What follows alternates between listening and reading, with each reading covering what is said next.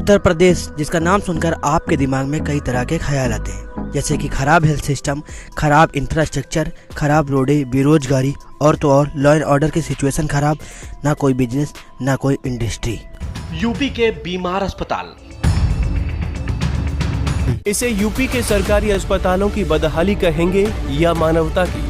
अस्पताल में महिला और कुतिया एक ही वार्ड में मां बनती हैं। चलिए आइए बनारस केस स्कूल। मरे हुए जानवर रहते हैं, उनकी महक बहुत तेज आती है। Lawlessness continues, it seems, unabated in Uttar Pradesh. Widespread violence and clashes now being reported in several districts in UP. एक टाइम पर उत्तर प्रदेश नाम से नहीं बल्कि गरीब, पिछड़ा हुआ और लूलेस्ट राज्य के नाम से जाना जाता था।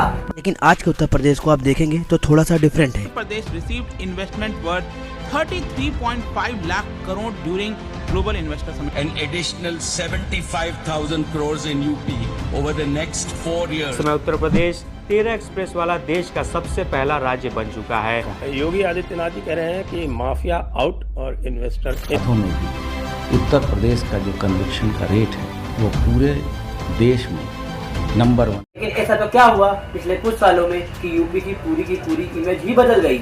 इनफैक्ट आप बिलीव नहीं करेंगे, यूपी 2012 तक सबसे गरीब स्टेटों में भी सबसे गरीब स्टेट था। यहाँ तक कि स्टेट का सबसे पहला एक्सप्रेसवे भी 70 साल बाद बना। वही स्टेट जहाँ एक समय पर जंगल राज चला करता था, जिसे गुंडे और माफिया कंट्रोल किया करते थे, उसकी law and order situation, education, infrastructure, ये सब कैसे इतना इम्प्रूव हुआ है। देखिए, ये सब यूपी गवर्नमेंट और योगी आदित्यनाथ की एक बहुत क्लियर हेडेड डिटर्मिनेशन और लॉन्ग टर्म थिंकिंग का नतीजा है। तो आखिर ऐसा क्या हुआ पिछले कुछ सालों में कि यूपी की पूरी इमेज ही बदल गई। वे फ्रेंड, इस पर रिसर्च करने पर हमारे सामने आए कई तरह के फैक्ट, जिसको हम इस वीडियो में डिस्कस करने वाले हैं। लेकिन उससे पहले वीडियो को लाइक और चैनल को सब्सक्राइब कर दें।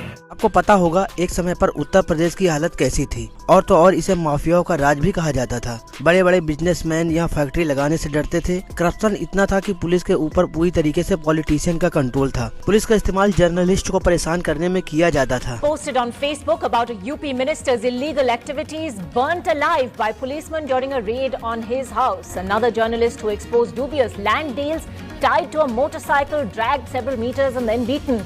No arrests have been made in either case. The minister concerned hasn't even... caste based politics पर पूरा स्टेट चलता था, और यह caste based divided rule policy police पर भी इस्तेमाल की जाती थी। अलग अलग माफियाओं का गवर्नमेंट में इतना इन्फ्लुएंस था कि जो गवर्नमेंट ऑफिसर इस माफिया को इन्वेस्टिगेट करते थे, उनकी नौकरी तक चली जाती थी। SDM Durga Shakti Nagpal, who in the past few weeks started a campaign against the sand mining mafia, has been suspended. UP के टॉप पुलिस ऑफिसर अपनी नौकरी छोड़ते थे ये कहकर कि यूपी की पॉलिटिक्स लीडरशिप पूरी तरीके से करप्ट है। बड़े बड़े बिजनेसमैन, इन्वेस्टर यहाँ किसी प्रोजेक्ट में पैसा लगाने से डरते थे, क्योंकि यह पूरा स्टेट बड़े बड़े माफियाओं के कंट्रोल में था। और अगर कोई इन्वेस्टर पैसा लगा भी देता तो ये माफिया उस इन्वेस्टर से अपने हिस्से के नाम पर प्रॉफिट मांगते। हालात इतनी खराब होती चली गई कि यहाँ पर लोग पैसा लगाने का तो छोड़ो, यहाँ पर आने से भी डरने लगे। और समय ऐसा आया कि यूपी के बाराबंकी जिले को द सिटी ऑफ माफिया कहा जाने लगा। बेरोजगारी, चोरी चमारी, मारपीट चरम पर पहुंच गई। लेकिन अब आप यूपी को देखेंगे तो कुछ डिफरेंट दिखता है। जो यूपी पहले जंगल राज हुआ करता था, आज इतना डेवलपमेंट कैसे हो गया। यहाँ तक कि गुजरात जैसे इकोनॉमी को पीछे छोड़ देश का दूसरा हाईएस्ट इकोनॉमी वाला स्टेट बन गया।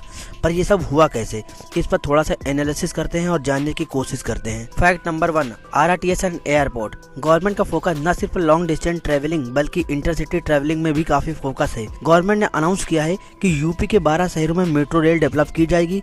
उसके ऊपर से इन मेट्रो और RRTS प्रोजेक्ट में ऑलमोस्ट 3000 करोड़ रुपए इन्वेस्ट किए जाएंगे। RRTS होती है regional rail rapid transport system. ये समझ लो कि अगर मेट्रो और बुलेट ट्रेन का रिएक्शन करा दिया जाए और उससे जो रिजल्ट मिले उसे कहेंगे RRTS, जो कि शहरों के बीच ट्रेवलिंग टाइम को काफी रिड्यूस करता है। Fact number 2, infrastructure. आपको पता होगा कि यूपी, बिहार, झारखंड जैसे राज्यों की एक इमेज थी कि इन राज्यों में इंफ्रास्ट्रक्चर नाम का नामो निशान ही नहीं था। इन स्टेटों पर चलना जैसे पहाड़ों पर चलना था।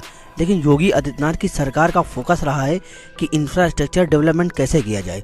यूपी के हाईवेज और एक्सप्रेसवे एक समय पर इतने बुरे थे कि यहाँ पर चलना मुश्किल था, पर आज वो हालत है कि उत्तर प्रदेश में पूरे देश में सबसे ज्यादा एक्सप्रेसवे हैं। ऑलमोस्ट 3000 किलोमीटर से भी ज्यादा का एक्सप्रेसवे बना हुआ है। और इस एक्सप्रेसवे का फायदा यह है कि जो ट्रैवलिंग टाइम में within the state gets drastically reduce हो जाता है और लोगों के बिजनेस के महत्वपूर्ण पैसे और समय दोनों बचते। फैक्ट नंबर 3, उडुप, वन डिस्ट्रिक्ट वन प्रोडक्ट, जिसे योगी गवर्नमेंट ने 2018 में लॉन्च किया। इस प्रोग्राम को लॉन्च करने के पीछे का बेसिक आइडिया था कि यूपी के लोकल प्रोडक्ट को ग्लोबल रिकॉग्निशन दिलाया जाए, जैसा कि अवध यानी लखनऊ रीजन में कपड़ों पर होने वाली चिकन करी और जरी वर्क, स्टेट के ईस्टर्न पार्ट में होने वाला राइस, काला नमक और ऐसे ही 75 डिस्ट्रिक्ट में 75 प्रोडक्ट को आइडेंटिफाई किए गए जिन्हें ग्लोबल रिकॉग्निशन दिलाने का प्लान किया गया।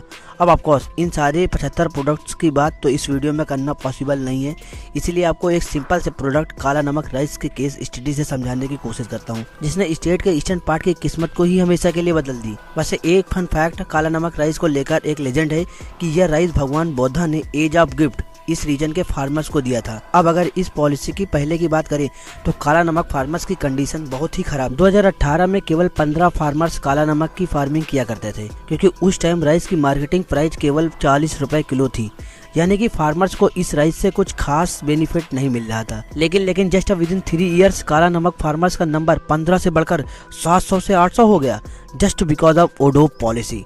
एक्चुअली जब काला नमक राइस को ओडोप के अंदर सिलेक्ट किया गया तब इसकी ग्लोबल डिमांड जनरेट करने के लिए 3 स्टेप सोचे गए, जिसमें से पहला स्टेप है रिकॉग्निशन। इसके लिए यूपी गवर्नमेंट ने 3 दिनों के लिए काला नमक चावल महोत्सव लॉन्च किया, जिससे फार्मर्स और एक्सपोर्टर को एक कॉमन प्लेटफॉर्म मिले।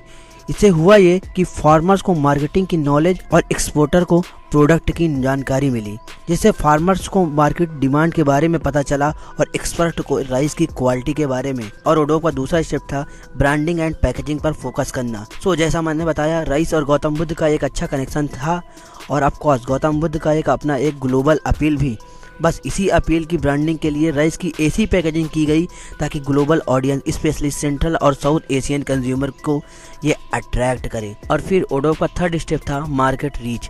अब इतनी सॉलिड पैकेजिंग और ब्रांडिंग के बाद जब प्रोडक्ट की डिमांड बढ़ गई तो राइस के ग्लोबल रीच को बढ़ाने के लिए फ्लिपकार्ट, अमेजॉन जैसे प्लेटफॉर्म पर अवेलेबल करा दिया गया, जो पहले नहीं था। This strategy was very successful, क्योंकि काला नमक राइस सिंगापुर, यूके, यूएस जैसे कंट्रीज तक एक्सपोर्ट होने लगा, जिस वजह से इस राइस का प्रोडक्शन यूपी में बहुत ज़्यादा बढ़ गया। इसी सक्सेस को देखकर ही ओडोप स्ट्रेटेजी को अब दूसरे डिस्ट्रिक्ट में भी अप्लाई किया जा रहा है, क्योंकि गवर्नमेंट का खुद का ये कहना है कि किसी एक स्ट्रेटेजी की वजह से केवल 6 सालों में स्टेट का एक्सपोर्ट 250 गुना जंप हुआ है। लेकिन मेरे हिसाब से ना यूपी में रियल ग्रोथ होगा उनका एक्सप्रेसवे नेटवर्क। आप मानोगे नहीं, लेकिन जहां पर 70 सालों से यूपी में सिर्फ एक एक्सप्रेसवे था, आज उस स्टेट में लगभग 13 कंप्लीट एक्सप्रेसवे हैं, और ये हुआ है सिर्फ और सिर्फ 6 सालों के दौरान। एक्चुअली में यह एक्सप्रेसवे यूपी के लिस्ट नॉन रीजन को स्टेट कैपिटल और मेजर इंडस्ट्री सिटी से कनेक्ट करेगा, और इसी वजह से अब यूपी के पूरे स्टेट में एक्सप्रेसवे का एक बहुत खतरनाक नेटवर्क बन रहा है।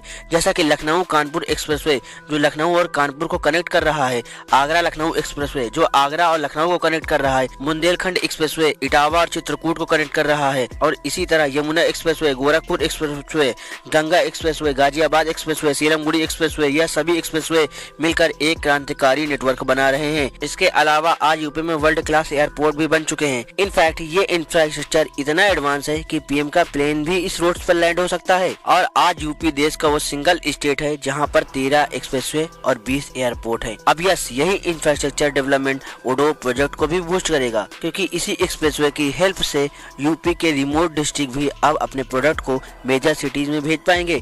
जैसा कि पूर्वांचल एक्सप्रेसवे जो स्टेट कैपिटल को ईस्टर्न डिस्ट्रिक्ट गाजीपुर से कनेक्ट करेगा। मिड के 2015 में पब्लिश्ड एक रिपोर्ट के अनुसार यूपी का स्टेट रीजन सबसे बैकवर्ड रीजन में से एक है। सो डेफिनेटली यह एक्सप्रेसवे इस ईस्ट और वेस्ट के गैप को भी कम करने में काफी हेल्प करेगा। Fact number 4, Hindu religious places को डेवलपमेंट करना और उसमें से एक टूरिज्म इकोनॉमी को डेवलपमेंट करना। स्टेट गवर्नमेंट ने दिसंबर 2020 में एक डिपार्टमेंट और एक रिलीजियस अफेयर डेवलपमेंट की थी, जिनका गोल था यूपी के अलग अलग रिलीजियस साइट्स को एक प्रॉपर टूरिज्म हब में डेवलपमेंट करना। फॉर एग्जाम्पल जो राम मंदिर परिसर का डेवलपमेंट हो रहा है, जो काशी विश्वनाथ कॉरिडोर डेवलपमेंट हुआ है, और इसके साथ साथ और भी साइट डेवलपमेंट की जा रही है, जैसा कि मथुरा, चित्रकूट, विंध्याचल और गोरखपुर टोल है। इनकी रिलीजियस प्लेसेस को भी एक टूरिज्म हब में डेवलपमेंट किया जाएगा, जिससे कि काफी सारा टूरिज्म का पैसा उत्तर प्रदेश में आए। जो एक्सप्रेसवे, ट्रेन और एयरपोर्ट डेवलपमेंट की जा रही है, उनका भी इस टूरिज्म हब में कनेक्टिविटी बढ़ाने में काफी बड़ा हाथ होगा। इंडिया की जो टेम्पल इकोनॉमी है, जो टूरिज्म है, वो अराउंड 3 लाख करोड़ की है, जो जीडीपी का 2% इस समय कंट्रीब्यूट करता है। फॉर एग्जाम्पल अगर आप तिरुपति को देखेंगे तो वो काफी बड़ी टेम्पल इकोनॉमी वाला शहर है। है, जो ऑलमोस्ट 3000 करोड़ की टेम्पल इकोनॉमी है। उत्तर प्रदेश भी चाहता है कि उसकी जो इतनी रिच कल्चरल धरोहर है उसका भी इस्तेमाल करके अलग अलग टेम्पल इकोनॉमी डेवलपमेंट की जाए। जैसा कि एक तरफ यूपी के प्रोडक्ट की डिमांड ग्लोबली बढ़ रही है, वैसे ही डू यू नो कि अब इंडियन टूरिस्ट की डिमांड भी ग्लोबली लेवल पर बढ़ रही है। इनफैक्ट फॉरेन कंट्रीज के बीच इंडियन टूरिस्ट को अपने देश में इन्वाइट करने के लिए काइंड ऑफ कंपटीशन शुरू हो चुका है कि कौन कितना पर्क्स और प्रिविलेजेस देकर इंडियन टूरिस्ट को अपने यहाँ पर इनवाइट करेगा। और इसीलिए आज 58 कंट्रीज ने इंडियंस के लिए फ्री वीजा अलाउ कर दिया है। अब कंट्रीज के इस मोटिवेशन के पीछे आखिर इंस्पिरेशन क्या है और इस स्टेप का इंडिया के लिए क्या एप्लीकेशन होने वाला है, ये मैंने डिटेल में इस वीडियो में डिस्कस किया है। और अगर आपको इस वीडियो से कुछ भी सीखने को मिला तो वीडियो को लाइक करें, चैनल को सब्सक्राइब करें। धन्यवाद।